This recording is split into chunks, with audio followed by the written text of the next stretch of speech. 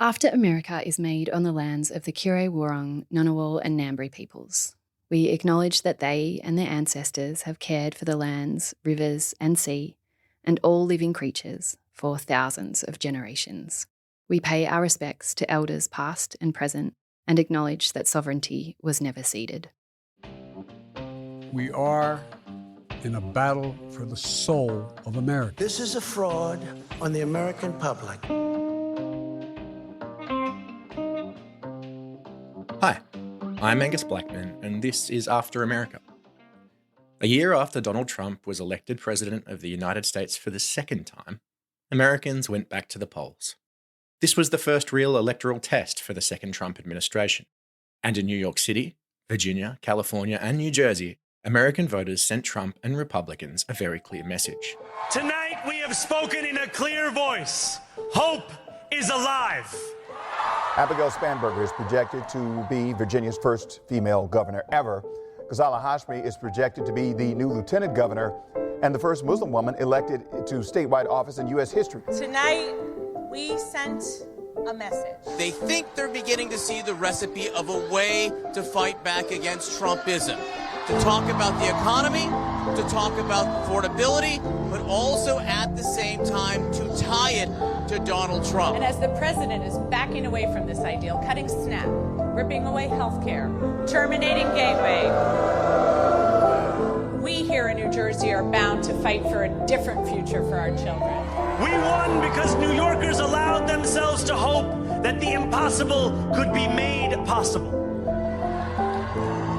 And we won because we insisted that no longer would politics be something that is done to us.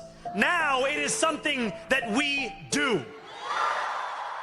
To talk through what this means, for Democrats, for Trump, and for Americans, I'm joined today by Dr. Emma Shortis, Director of International and Security Affairs here at the Australia Institute. Dr. Emma, hello. Good morning, Angus. How are you? I'm well. Apartment update.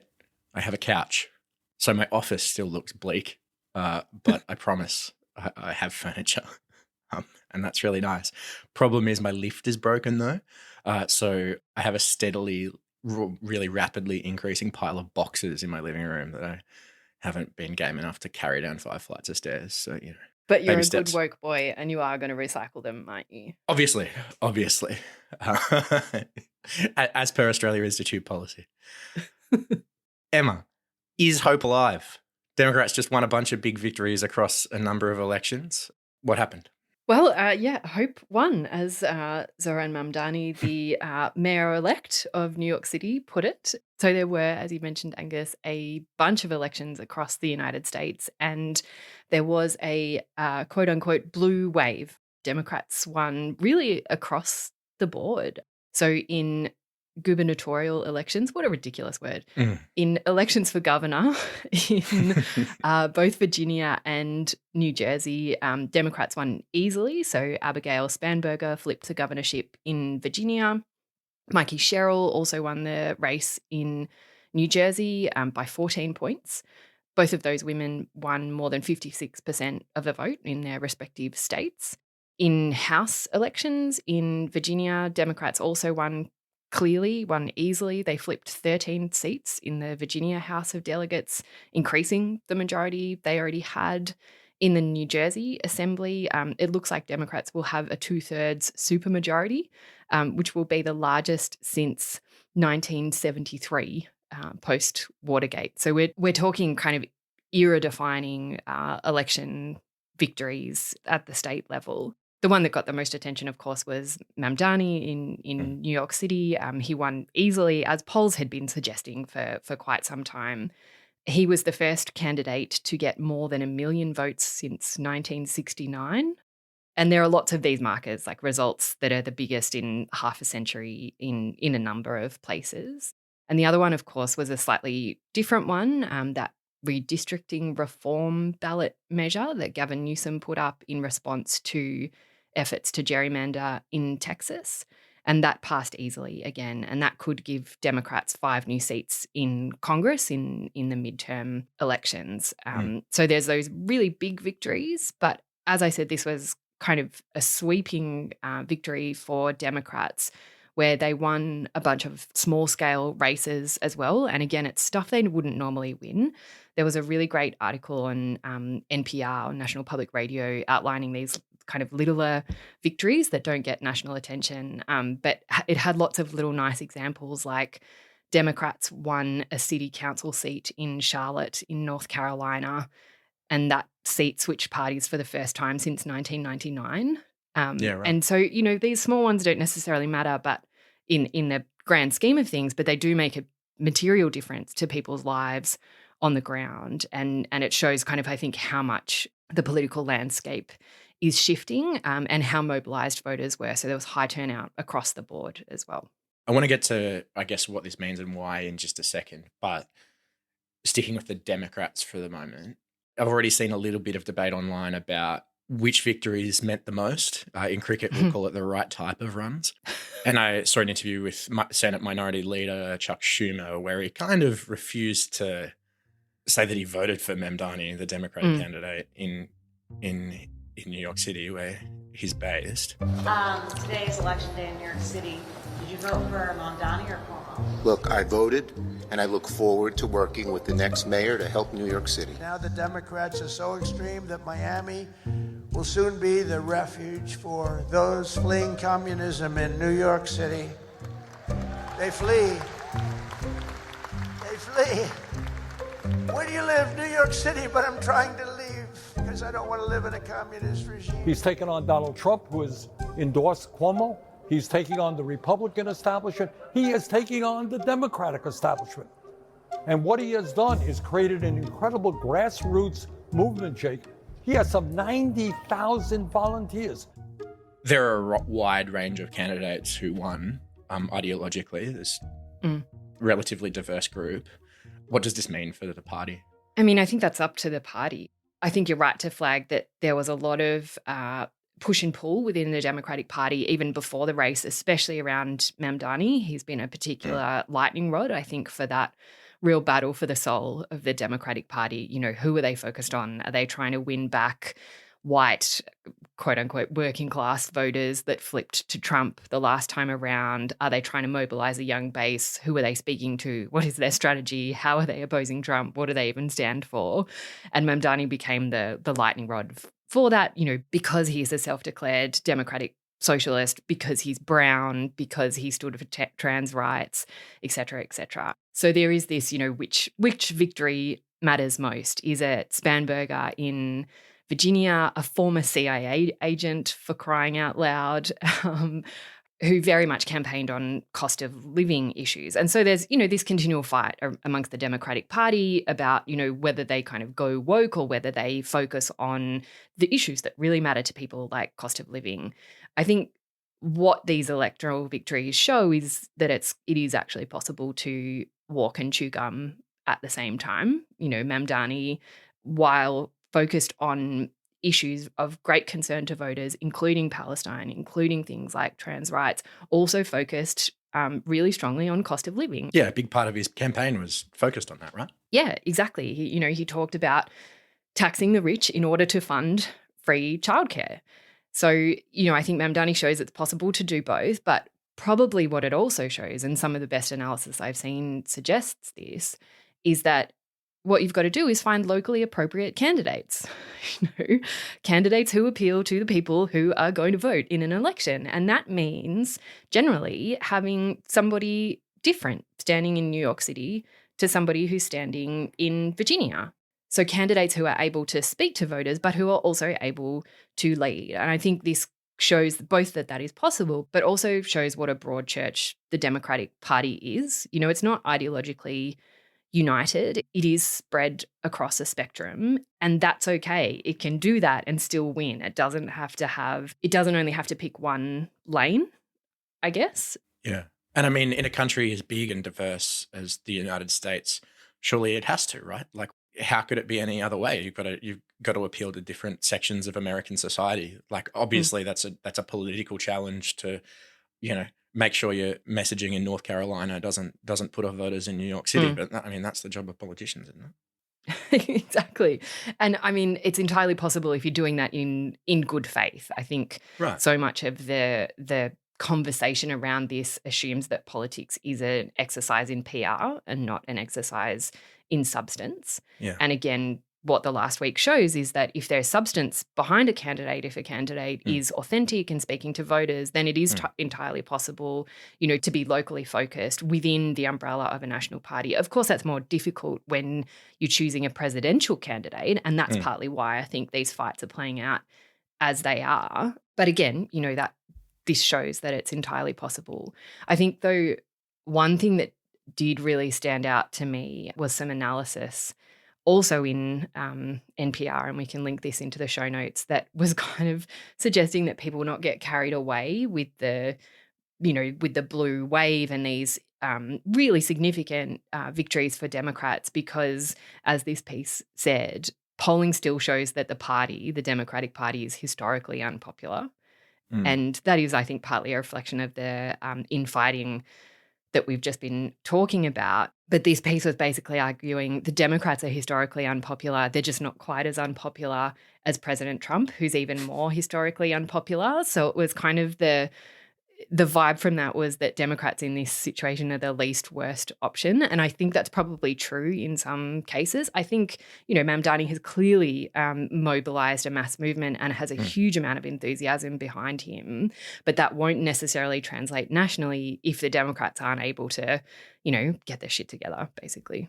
Yeah. And I mean, obviously different levels of government, but it seems like people are responding to the kind of, obviously the substantive policy stuff, but the charisma of someone like Mamdani, even Gavin Newsom to some extent as well, compared to what was dished up in the Biden administration. I mean, for Democratic supporters, that must be some sort of relief, right? To have someone to kind of coalesce around. Yeah, I think so. And that's why Mamdani in particular had so much focus, not just in the United States, but internationally. People were kind of laughing at themselves online and about caring about a New York City mayoral race so deeply. But, it's a measure of how grim things are. But also, the enthusiasm of a young candidate. He's a millennial.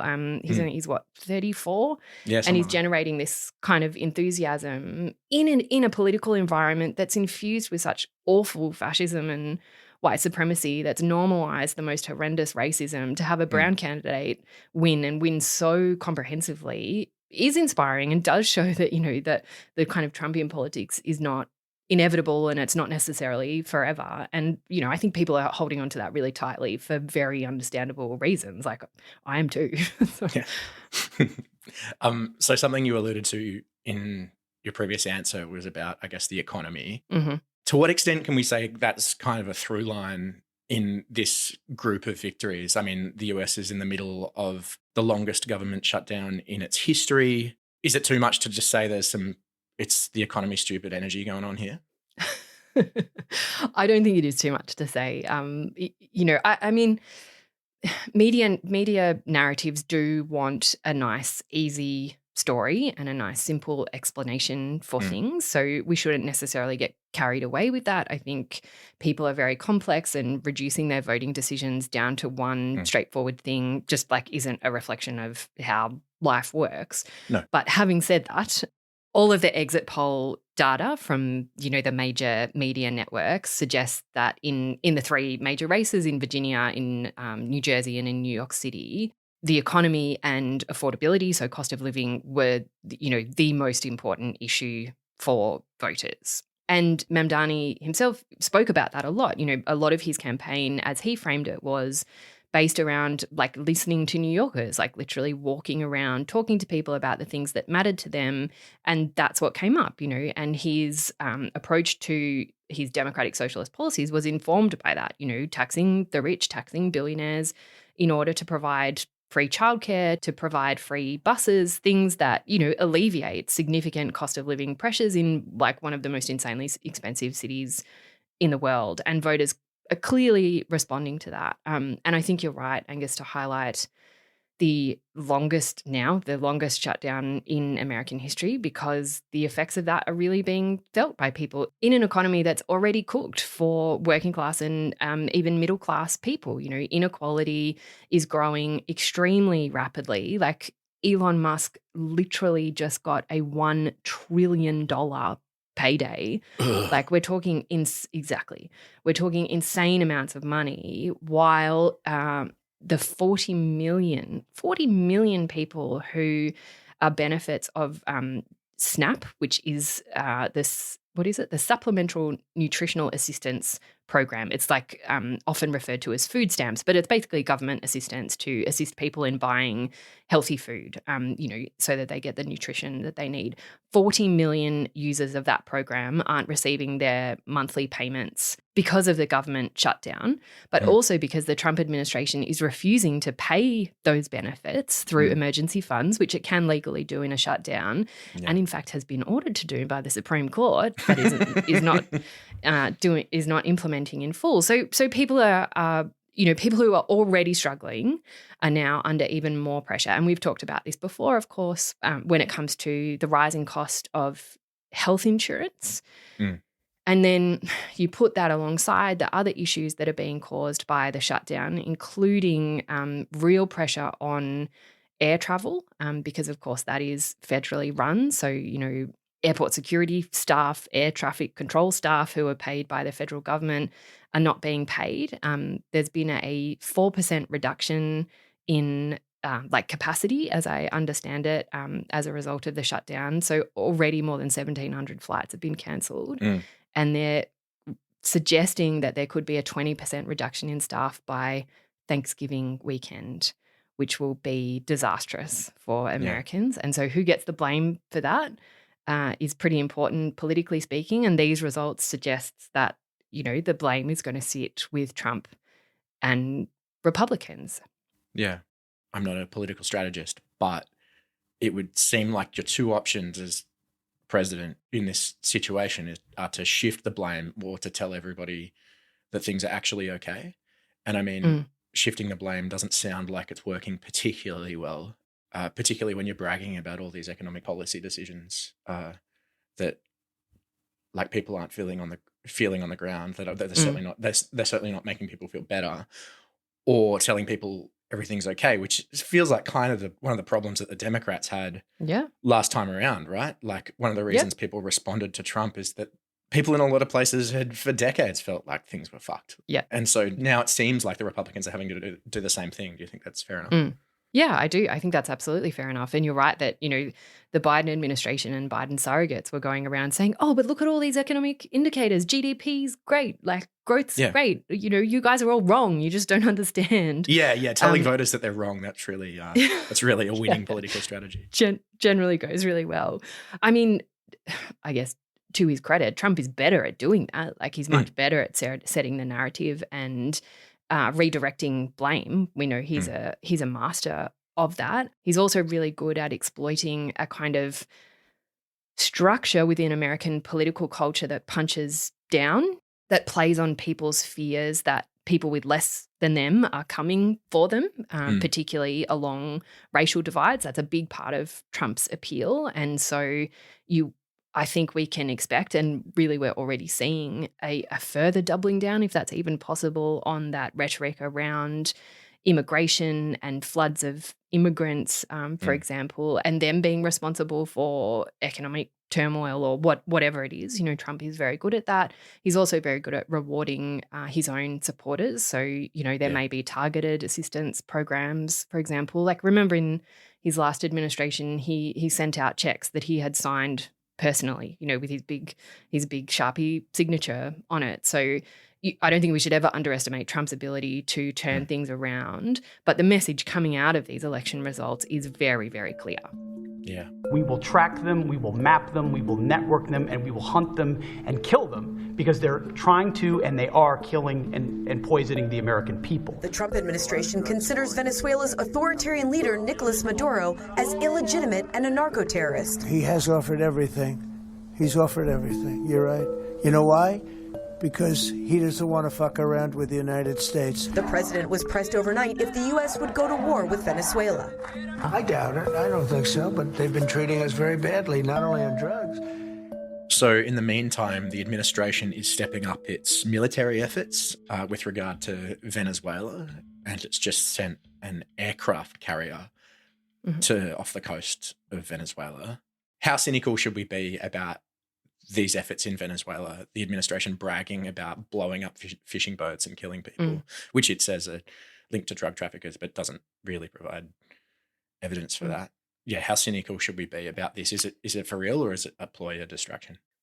I don't think we can be cynical enough when it comes to Trump and the Trump administration. And like, he's done this before, hasn't he? Like, that, you know, in the lead up to what even his time, I can't remember what election it was, but Trump did this big thing about the immigration caravan that was coming for the United States. You know, there was a pending invasion, and that's why he needed to be re-elected. So he does this all the time. Like, he will create a distraction. And I think those of us who, you know, have been saying for a long time that Trump is not anti-war, he just needs to be convinced that he can win a war. I think that plays into this scenario. And I mean, that wouldn't be isolated to Trump, you know, to have an American president sort of engage in adventurism abroad in order to consolidate a hold on domestic politics. Like, that's not an unusual tactic for authoritarians. Yeah, or even consigned just to America, right? Like a couple of elections ago, lots of Australians received a text message on election day about people smuggling, allegedly. Yeah, exactly. And I mean, with people like Stephen Miller in the White House, you know, they are not going to let go of power. They will hold on to it, and they see particularly the reshaping of American society through deportations, through selective immigration programs, through the reshaping of the federal government as their core ideological project. And I mean, you can see that in the way they're reacting to these particular election results. And I don't think, you know, if anything, they will just continue to double down on this. And again, like, this is not necessarily playing well with voters. Like, to go back to what I was saying earlier about, you know, it is the economy stupid, but it's also other stuff. You know, people are making decisions based on a number of factors. And I think you can see that in the Latino vote, for example, across a number of these elections. That vote has kind of become almost an indicator of how Trump is doing, because, you know, there was a lot made, quite rightly, of how well he did with Latino voters in the presidential election. He won the Latino vote, as I hope I've got this right, by about 3 percentage points in 2024. But in these recent elections, it looks like the Latino vote has shifted back to Democratic candidates. So, you know, in a particular county in New Jersey, for example, that has a high Latino population, the Democratic candidate for governor, Cheryl, there won by 15 percentage points with Latino voters. And of course, the economy is a big issue for those voters, just as it is for voters across the United States. But of course, deportations, arbitrary deportations, the fear that is sowing, the impact that is having, is deciding how people are voting. You know, Americans are angry and they are responding. But, you know, when Miller and Trump are characterizing all of those voters as others, you know, as foreigners, as illegal aliens, there's not really much room for them to move in order to win back those voters. But of course, we know they're not interested in that. They don't want to do that, which I guess is a long way of saying, like, they're not going to respond well. The Trump administration is not going to respond well. Yeah. So I guess just to finish up here, Emma, we're expecting a Supreme Court decision on tariffs coming really any time now. We've got midterms coming up next year, so 2026. What do you think this means for the trajectory of the Trump administration? Do you think it is going to continue to go back to the well of these tactics of shifting the blame that we've seen kind of in the first, 10 months of, or whatever it's been? Wow. Or do you think this administration is capable of course correcting? I mean, it's a really difficult question, isn't it? Because I think Trump is capable of course correcting. Yeah, he doesn't care. No, he doesn't care. He's got no ideological consistency. No. And you can see that doing that on even SNAP benefits. You know, he kind of goes back and forth about whether they're going to pay them depending on which way the wind is blowing.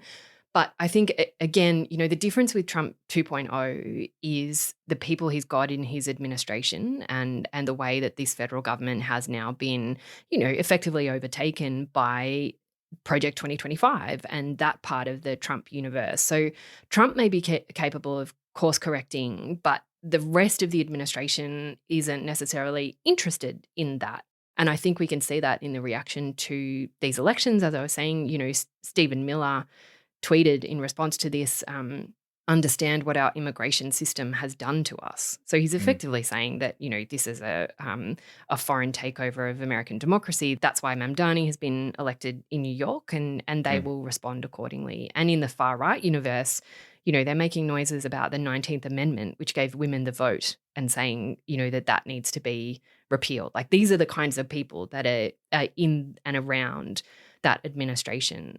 So, I expect that we'll see a continuation of that kind of politics, probably in response to that ballot measure winning in California. There will be more efforts to gerrymander other Republican states so that the Republican Party can hold on to Congress at those midterm elections. And of course, as we know, a year in politics is an eternity, and the midterms are still a year away. Yeah. And you mentioned, of course, the Supreme Court. Angus, the Supreme Court also is on the verge of potentially, at least, and I think it will probably do it, effectively gutting the Voting Rights Act as part of a case brought from Louisiana. So that's one to watch, because if that does happen, then, that will be yet another catastrophic blow to the institutions of American democracy. When it comes to that other Supreme Court case around tariffs, that's essentially deciding whether the tariffs are a tax, because the president doesn't have the power to impose taxes. That power lies with Congress. There's been some noise about some Supreme Court justices expressing skepticism, but as we've just said, we can't be cynical enough when it comes to the Trump administration and its appointees to the Supreme Court. So it's possible that with that decision, the Supreme Court will significantly expand presidential powers, which would play right into Trump's hands. It's also possible that it will give him a get out when it comes to tariffs and will allow him to somewhat course correct on the economy. So those decisions will come fairly soon. We're leading up to that kind of Supreme Court season. So all important things to watch. But I certainly don't expect the political culture around Trump and the Trump universe to get any better. I think the lashing out that we're seeing in response to these election results is a fair indication of where things will go. Yeah. It would be out of character of me to not be grim about American politics. Yeah. And not to try one up you, but maybe the question is not whether MAGA can kind of evolve and respond, but what will be left of the creaky and rusty as they are institutions of US democracy by the time we get to the midterms and, God knows, the presidential election. Yeah, an absolute eternity away. Yeah. Cool. All right. Well, cool. Thanks, Emma. Thanks, Emma. Thanks so much, Angus. Thanks so much for listening as well. If you want to hear more from Emma and you're in Melbourne, come along and see her in conversation with Don Watson at the Readings Book Festival on Saturday, the 15th of November. The link is in the show notes. We'd love to hear your thoughts on the show. You can reach us via our email address, podcasts@australiainstitute.org.au. My discussion with Emma was recorded on Monday, the 10th of November, and After America is supported by the Andrew Farron Foundation. We'll be back next week. I'm Angus Blackman. Thanks for listening.